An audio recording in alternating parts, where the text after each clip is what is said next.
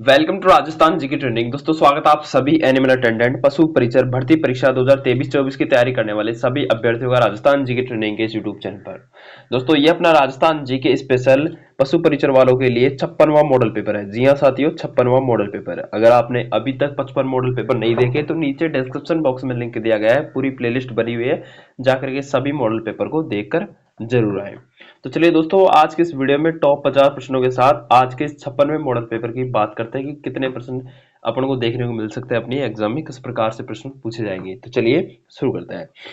पहला प्रश्न दोस्तों, कौन से पॉलिटिकल एजेंट जोधपुर में 1857 की क्रांति जो विप्लव था उसमें मारे गए थे? वो पॉलिटिकल एजेंट आपको बताना है, और वो आप सबको पता है मेक मौसन थे। जोधपुर से, तो जोधपुर से मेक मौसन थे। ठीक है, चलिए दूसरा प्रश्न है कि सामूगढ़ के युद्ध में दारा की पराजय का समाचार मिलते ही किस राजपूत शासक ने औरंगजेब की अधीनता स्वीकार की? तो दारा कौन था? औरंगजेब का भाई था। ठीक है, पता है ना। तो कौन सा राजपूत शासक था जो औरंगजेब की अधीनता स्वीकार करने वाला था?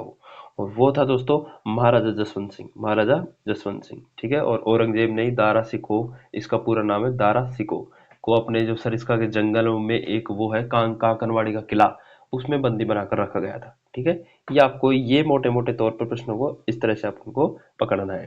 ठीक है। तीसरा इंपॉर्टेंट प्रश्न बोल रहा है कि खेजड़ी खेजड़ी का पेड़ संबंधित है। तो खेजड़ी का पेड़ अपने किस लोक देवता से संबंधित है? तो सबको पता है खेजड़ी का पेड़ अपने गोगा जी से संबंध रखता है। ठीक है। अगला है मेवाती बोली से संबंधित जिला कौन सा है? तो मेवाती बोली से संबंधित जिला अपने अलवर है। ठीक है। अगला है पांचवा, किस त्योहार पर घूमर का आयोजन होता है? तो सबको पता है कब होता है, सबको पता है ना कब होता है। ज्यादातर तो दोस्तों घूमर एक ऐसा नृत्य है जो सभी त्योहारों पर हो जाता है। दशहरा पर भी कर सकते हो आप, तीज पर भी कर सकते हो, दीपावली पर भी कर सकते हो, गणगौर पर भी कर सकते हो। लेकिन यहाँ पे पर्टिकुलर अगर बात करें तो गणगौर इसका सही राइट राइट आंसर आ जाना चाहिए। ठीक है, सही राइट आंसर अपने गणगौर आ जाना चाहिए। लेकिन घूमर तो एक फेमस डांस है जो कभी भी कर सकते हैं। ठीक है, ज्यादातर अपने वैवाहिक अवसरों पर और खुशी के मौके पर अपन इसको कर सकते हैं। तो लेकिन गणगौर इसका राइट आंसर आ जाना चाहिए। ठीक है, चलिए छठा प्रश्न है साथियों कि जीवन कुटीर के गीत निम्न में से किसके द्वारा लिखा गया है? तो जीवन कुटीर के गीत दोस्तों ये पुस्तक के लेखक आपसे पूछ रहा है, और वो है हीरालाल शास्त्री। ठीक है। सातवां प्रश्न है, संत दरियाव जी रामश्री संप्रदाय की शाखा के प्रवर्तक थे। तो संत दरियाव जी दोस्तों ये अपने रैण जो रामश्री संप्रदाय की शाखा है उसके प्रवर्तक माने जाते हैं। ठीक है। आठवां प्रश्न है दोस्तों कि निम्न में से राजस्थान का कौन सा जिला कानन मेले से संबंधित है? तो सबको पता है कानन मेला अपने राजस्थान के बाड़मेर जिले में लगता है। ठीक है। नवा प्रश्न है, निम्नलिखित में से किस जिले में भीमलाट विजय स्तंभ स्थित है? तो भीमलाट विजय स्तंभ अपने भरतपुर में है। कहाँ पे है? भरतपुर में। ठीक है, पता लग गया। चलिए अगला 10वां प्रश्न है कि हम्मीर रासो के अनुसार रणथंभौर किले का प्रारंभिक नाम क्या था? तो सबको पता है रणहस्तिनापुर। क्या था? रणहस्तिनापुर था। अगला है, वनस्थली विद्यापीठ से संबंधित थी। तो वनस्थली विद्यापीठ से संबंधित अपने रतन शास्त्री थी, रतन शास्त्री जी थी। 12वां प्रश्न कह रहा है कि जोधपुर के मेहरानगढ़ दुर्ग का निर्माण किसने करवाया था? तो सबको पता है जोधपुर के मेहरानगढ़ दुर्ग का निर्माण करने वाले थे राव जोधा जी। ठीक है, राव जोधा। अगला प्रश्न है, देश हितैषणी सभा को स्थापित किया गया था, मतलब देश हितैषणी सभा की स्थापना अपने कब की गई थी? तो 2 जुलाई 1877 को देश हितैषणी सभा की स्थापना की गई थी। ठीक है, खालिस्तान में अपन को ये सही राइट आंसर लगाना है। ठीक है। 14वां प्रश्न है साथियों कि राजपूत राज्यों से संधि करने वाला अंग्रेजों की तरफ से अधिकारी कौन था? तो अंग्रेजों की तरफ से अधिकारी के नाम अगर हम बात करें तो अंग्रेजों की तरफ से तो एक ही अधिकारी था, मेटकॉफ, चार्ल्स मेटकॉफ। ठीक है, चलिए अगला है दोस्तों, संयुक्त राजस्थान का प्रथम प्रधानमंत्री कौन था? तो भाई संयुक्त राजस्थान का प्रथम प्रधानमंत्री आपसे पूछ रहे तो आप सबको पता है माणिक्यलाल वर्मा, इसका राइट आंसर आ जाएगा। अगला है, गणेश्वर सभ्यता किस काल से संबंधित है? तो गणेश्वर सभ्यता तो आप सबको पता है ताम्र और कांस्य युग से संबंधित है। ठीक है। अगला है, राज प्रशस्ति की रचना किसने की थी? तो राज प्रशस्ति की रचना आप सबको पता है रणछोड़ भट्ट के द्वारा की गई थी। ठीक है, चलिए अगला 18वां इंपॉर्टेंट प्रश्न है कि अली बख्शी ख्याल राजस्थान के कौन से क्षेत्र में प्रचलित लोक नाट्य है? तो अली बख्शी ख्याल दोस्तों ये अपने अलवर क्षेत्र के प्रसिद्ध लोक नाट्यों में से एक है, अली बख्शी ख्याल। ठीक है, अली बख्शी या फिर अली बख्शी। ठीक है, कि दो नामों से इनको जानते हैं। बहुत इंपॉर्टेंट प्रश्न है, मूसी महारानी की छतरी कहाँ पे है? एक है रूसी महारानी, एक है मूसी महारानी। मूसी आपसे पूछ ले तो अलवर। ठीक है, चलिए 20वां प्रश्न है कि जयपुर चित्रकला शैली का स्वर्ण काल किस शासक के काल को माना जाता है? तो जयपुर चित्रकला शैली का स्वर्ण काल सवाई प्रताप सिंह को मान सकते हैं अपन। किसको? सवाई प्रताप सिंह को मान सकते हैं, बिल्कुल। अगला है दोस्तों 21वां, जोधपुर के कौन से शासक अपनी रियासत को एक स्वतंत्र इकाई रखना चाहते थे? तो वो थे दोस्तों अपने हनुमंत सिंह, ठीक है। अगला है 22वां, कालीबाई राजस्थान के किस आंदोलन से संबंधित है? तो सबको पता है कालीबाई अपने राष्ट्रपाल आंदोलन से संबंधित है। अपने गुरु के कारण खुद ने अपनी हत्या, मतलब कि खुद शहीद हो गई अपने गुरु को बचाने के चक्कर में। 23वां प्रश्न, राजस्थान में पावड़ा का मतलब क्या है? तो राजस्थान में पावड़ा है दोस्तों लोक गाथा। क्या है? लोक गाथा, पावड़ा।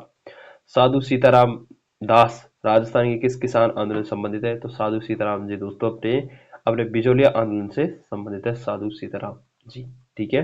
चलिए 25वां प्रश्न है कि गुर्जर प्रतिहार वंश के किस शासक ने अपनी राजधानी मंडौर से मेड़ता स्थानांतरित की थी?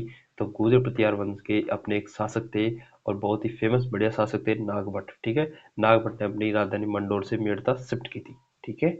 चलिए दोस्तों अगला प्रश्न कह रहा है दोस्तों आपसे कि कौन से राष्ट्रीय उद्यान और वन्यजीव अभयारण्य में जोगी महल स्थित है?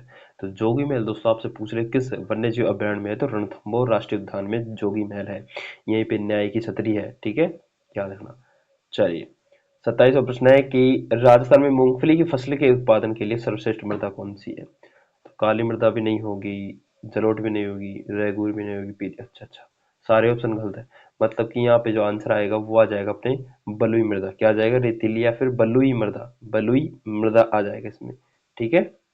ऑप्शन में कई बार मिस्टेक हो जाता है या फिर कई बार प्रश्न जानबूझकर इस तरह से डाले जाते हैं ताकि बच्चों के गलत होने की संभावना ज्यादा हो। तो आपको बलुई आंसर अगर आता है तो बलुई टिक करना है, वैसे इनमें से कोई सा भी आंसर नहीं आएगा, ठीक है। चलिए 28वां प्रश्न है कि बर्बरी एक प्रजाति है। तो बर्बरी सबको पता है किसकी प्रजाति है? पशु परिचय की तैयारी कर रहे हो, बकरी की प्रजाति है बर्बरी। वैसे बकरी वैसे ही बर्बरी। 29वां प्रश्न है दोस्तों, फेल्सपार खनिज कौन सी चट्टान से मिलता है? तो दोस्तों फेल्सपार खनिज अपने ग्रेनाइट की चट्टानों से मिलता है, ठीक है। चलिए 30वां प्रश्न है, उत्तर पश्चिमी रेलवे का मुख्यालय जयपुर में है, ठीक है। उत्तर पश्चिमी रेलवे का मुख्यालय जयपुर में। 31वां प्रश्न दोस्तों, थोड़ी सी तबीयत खराब है इसलिए थोड़ा कॉम्प्रोमाइज करने की कोशिश करें, ठीक है। 31वां प्रश्न है, मरुस्थलीकरण के विस्तार से संरक्षण की कौन सी तकनीकी सबसे उपयुक्त है? तो अगर हम मरुस्थलीकरण को विस्तार को अपन रोक सके, संरक्षण कर सके, संरक्षण का अर्थ होता है ना तो बढ़ाना ना ही घटाना, ठीक है। मतलब उसको जिस जगह है उसी जगह पर संरक्षित करके रखना। तो इसको अपन दोस्तों वात रोधी वृक्षारोपण पट्टिका से इसको कर सकते हैं, मतलब कि ज्यादा ज्यादा वृक्ष उगाकर इसको अपन रोक सकते हैं, ठीक है, मरुस्थलीकरण को।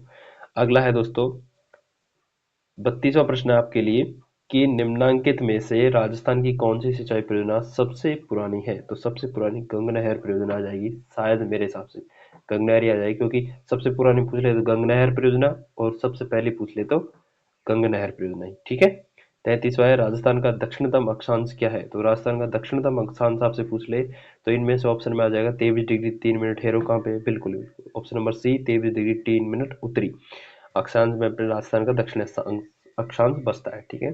34वां प्रश्न है, निम्न में से कौन सा समतल उच्च मैदान हेरोन महोदय द्वारा तृतीय पेनिस प्लेन के रूप में पहचाना जाता है? मतलब हेरोन महोदय ने कहा था कि ये तो तृतीय पेनिस प्लेन है। तो तृतीय पेनिस प्लेन के नाम से शायद आपने ये प्रश्न पहली बार सुना हो, लेकिन आपको याद रखना है मालपुरा करौली का मैदान को तृतीय पेनिस प्लेन की संज्ञा दी गई थी अपने हेरोन महोदय के अनुसार, ठीक है। 35वां प्रश्न है, जून जुलाई माह में कौन से जिले में सर्वाधिक धूल भरी आंधी चलती है? सबको पता है गंगानगर जिले में चलती है, 28 दिन तक चलती है। अगला है 36वां प्रश्न, राजस्थान के नागौर, पाली, जोधपुर और बाड़मेर जिलों में सर्वाधिक मुख्य रूप से कौन सी मिट्टी पाई जाती है? तो अपने नागौर, पाली, जोधपुर, बाड़मेर इधर की साइड दोस्तों आपसे पूछ ले कौन सी मिट्टी ज्यादा पाई जाती है? तो आपको याद रखना है बलुई मृदा भी पाई जाती है और थोड़ी बहुत मरुस्थलीय मृदा भी पाई जाती है, मतलब बलुई और मरुस्थलीय मृदा। यहाँ पे मूंगफली का उत्पादन आसानी से किया जा सकता है। 37वां प्रश्न है, नर्मदा योजना राजस्थान का सर्वाधिक लाभान्वित जिला? नर्मदा से दोस्तों सर्वाधिक लाभान्वित जिला अगर आपसे कोई पूछ ले तो आपको बिल्कुल एक आंसर जरूर बताना है और उसका आ जाएगा बाड़मेर। बाड़मेर से ही लाभान्वित होता है, मतलब बाड़मेर ही लाभान्वित होता है नर्मदा से। 38वां प्रश्न है, निम्नलिखित में से कौन सा राष्ट्रीय पार्क या वन्यजीव अभयारण्य सबसे बड़ा है? तो सबसे बड़ा की बात करें क्षेत्रफल की दृष्टि से तो सबसे बड़ा, अच्छा अच्छा, अगर मरु उद्यान आ जाता तो सबसे बड़ा कर सकते थे, लेकिन कन्फ्यूजन यहाँ पे हो गया कि किसको करें। तब तो कैवला देवी को करना पड़ेगा। ठीक है, कैवला देवी अभ्यारण्य। ठीक है। 39वां प्रश्न है, भीखाबाई सागवाड़ा नहर परियोजना राजस्थान के सर्वाधिक लाभान्वित जिला। तो भीखाबाई सागवाड़ा नहर परियोजना से राजस्थान का सर्वाधिक लाभान्वित जिला डूंगरपुर आ जाएगा। ठीक है, चलिए अगला प्रश्न है दोस्तों, राजस्थान में सर्वाधिक फेल्सपार का उत्पादन जिला कौन सा है। तो राजस्थान में सर्वाधिक फेल्सपार उत्पादन जिला आपसे पूछ ले तो आपको बताना है अजमेर। अजमेर में ज्यादातर फेल्सपार का उत्पादन किया जाता है। ठीक, क्योंकि अजमेर में क्या है, ग्रेफाइट की चट्टानें हैं। ठीक है। 41वां प्रश्न, राजस्थान में केंद्रीय भेड़ प्रजनन अनुसंधान कहाँ पे है। तो सबको पता है अभिकानगर टोंक में है। ठीक है, चलिए राष्ट्रीय मरु उद्यान। 42वां प्रश्न है, राजस्थान को किस नाम से जाना जाता है। तो राष्ट्रीय मरु उद्यान को दोस्तों अपन जीवाश्म पार्क के नाम से जान सकते हैं आसानी से। ठीक है, जीवाश्म पार्क के नाम से जान सकते हैं। अगला है, निम्नलिखित निगमों को सम्मिलित नहीं है। कौन सा सम्मिलित नहीं है, एक तरफ नदी एक तरफ है सहायक नदी, तो कौन सा सम्मिलित इनमें से नहीं आ जाएगा। चंबल की बनास है, बिल्कुल। बनास की बेड़च है, बिल्कुल। माही की साबरमती नहीं है। ठीक है, सोम जरूर हो सकती है, लेकिन लूणी और सुकड़ी दोनों सहायक है। ठीक है, तो option number C right answer आ जाएगा। अगला है 44वां प्रश्न, अर्धशुष्क पूर्वी मैदान कृषि जलवायु उपखंड में सम्मिलित है। तो अर्धशुष्क पूर्वी मैदान कृषि जलवायु उपखंड में दोस्तों सम्मिलित कौन से जिले आ जाएंगे। तो अर्धशुष्क, अर्धशुष्क की बात कर रहा है, तो अर्धशुष्क में मतलब कि जयपुर अजमेर टोंक में दोस्तों, मतलब ये ज्यादा शुष्क भी नहीं है तो ज्यादा अर्ध भी नहीं है, मतलब कि आधे हैं, आधे अधूरे। 45वां प्रश्न दोस्तों, गजनेर लिफ्ट नहर का नया नाम क्या है। तो गजनेर लिफ्ट नहर का नया नाम आपसे पूछ ले तो पन्ना नाल भरूपाल लिफ्ट नहर परियोजना है। ठीक है, चलिए अगला है, राजस्थान के आंतरिक अपवाह तंत्र में निम्नांकित में से कौन सी नदी सम्मिलित नहीं है। तो आंतरिक अपवाह तंत्र में कौन सी नदी सम्मिलित नहीं है, इसके बारे में बताना है। तो कांकनी है, सोता है, घग्गर है, कांकनी है, लेकिन जाखम नहीं है। अगला प्रश्न है कि रातानाडा हवाई अड्डा कहाँ पे है। दोस्तों रातानाडा हवाई अड्डा सबको पता है जोधपुर में है। ठीक है। 48वां प्रश्न है, निम्नांकित में से कौन सा जोड़ा सही सम्मिलित नहीं है। तो सही सम्मिलित जोड़ा इनमें से कौन सा नहीं है बताते हैं। नक्की सिरोही की है, बढ़िया है। ठीक है, गढ़सीसर जैसलमेर का है, उम्मेद सागर जोधपुर है। बचा कौन सा, डी तलवारा गंगानगर का नहीं। ठीक है। 49वां प्रश्न है कि बंसधरा पहाड़ी कौन से ब्रांड में स्थित है। बंसीधरा भी कह सकते हैं अपन इसको। तो बंसीधरा, बंसीधरा दोस्तों पहाड़पुर मतलब अपने बंसीधरा सज्जनगढ़ अभ्यारण्य में है। ठीक है, सज्जनगढ़ अभ्यारण्य। लास्ट प्रश्न आज के इस मॉडल पेपर का, भारत में राष्ट्रीय शुष्क बागवानी अनुसंधान संस्थान दोस्तों आपसे पूछ रहे तो आपको बताना है बीकानेर में है। ठीक है, बीकानेर में। तो ये थे दोस्तों 50 महत्वपूर्ण प्रश्नों की अपने सामने अपने मैंने आपके लिए मतलब 50 प्रश्नों के बारे में बताया। ये वीडियो आपके लिए बहुत इंपॉर्टेंट होगी। मेरी थोड़ी तबीयत खराब है इसलिए थोड़ा समझ आता हूँ कि मतलब बोलने में थोड़ी परेशानी हो रही है। थैंक यू, धन्यवाद।